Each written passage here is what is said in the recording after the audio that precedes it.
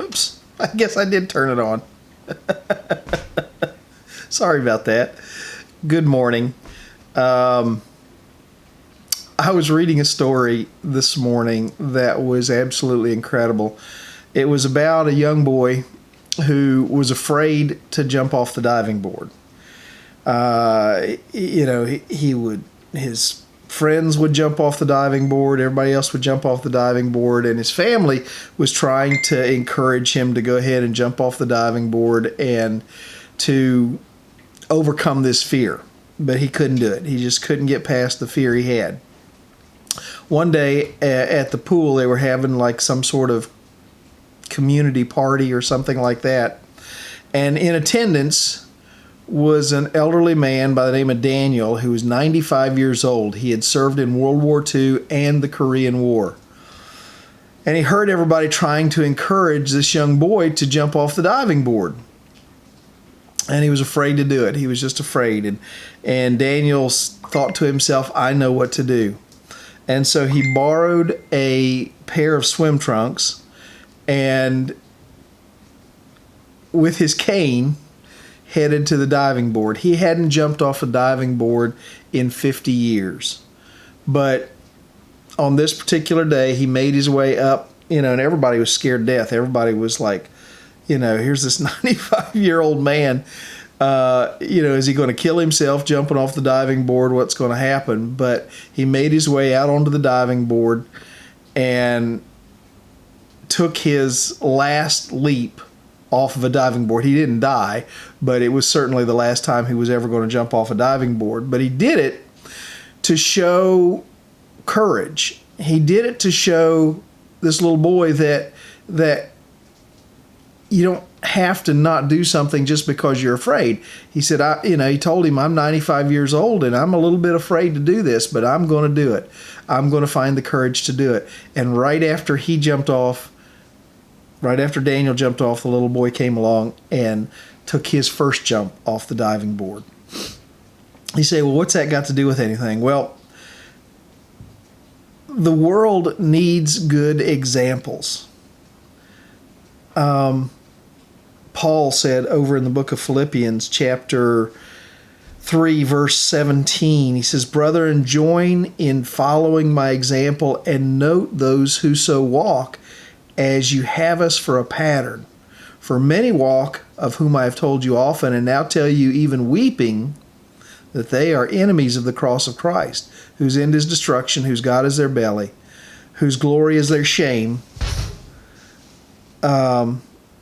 and who set their minds on earthly things. He says there's plenty of examples out there that you shouldn't follow.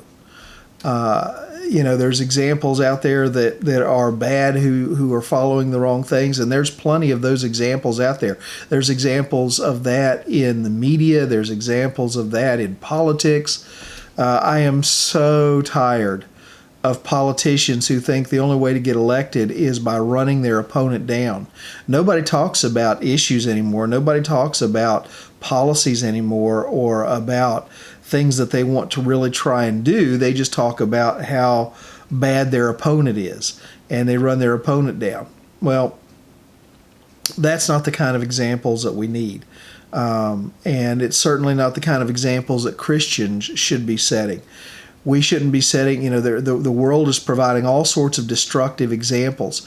And the children in our communities, as well as one another, as well as each other.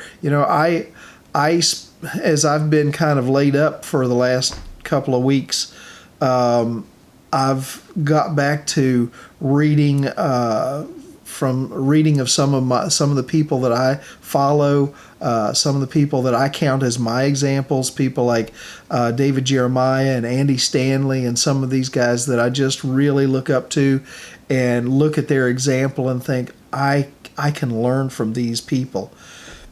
But not only do I need to follow the example of those that have gone before me that have set a good example, but I also need to be setting the example for people that are following me. I got 2 sweet cards yesterday from 2 young boys in our church, and it was such a blessing to me. But they were encouraging me, and there was a lot of respect in their letters and in their notes. And I realized these two young men look up to me, and I need to be setting an example for them, as well as others in my church and others in the community. And you do too. You need to recognize that you have that same responsibility to set an example for the people that are following you. And there are people, you may not believe it, but there are people that are looking to you and using you as an example of how a person should live. I want you to think about that today as you go about your day, as you're tempted to fly off the handle in anger, or as you're tempted to do something or say something or use language that you shouldn't use, as you're tempted to go down a road maybe you shouldn't go down, as you're tempted to be wasteful or do something sinful. I want you to think about the fact that there is somebody watching, and you are to set an example that is worthy of Christ and that glorifies Christ as a follower of Jesus Christ. Well, my time is gone. I need to get off here. I hope you have a great day today. And not a good day for jumping off diving boards, raining here in West Virginia. But maybe it's a good day where you're at to set some sort of good example. God bless you. I'll see you on Monday.